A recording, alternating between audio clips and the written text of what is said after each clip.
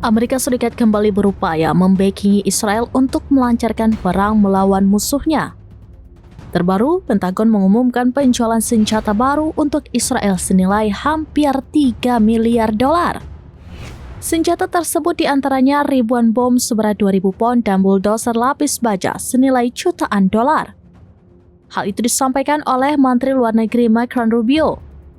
Marco Rubio menyampaikan kesepakatan itu kepada Kongres sebagai tindakan darurat, yakni melewati proses peninjauan yang biasa dilakukan Komite Hubungan Luar Negeri DPR dan Senat. Paket penjualan untuk Israel diantaranya 2,04 miliar dolar untuk 35.529 bom berat MK84 dan 4.000 hulu ledak I-2000 penetrator.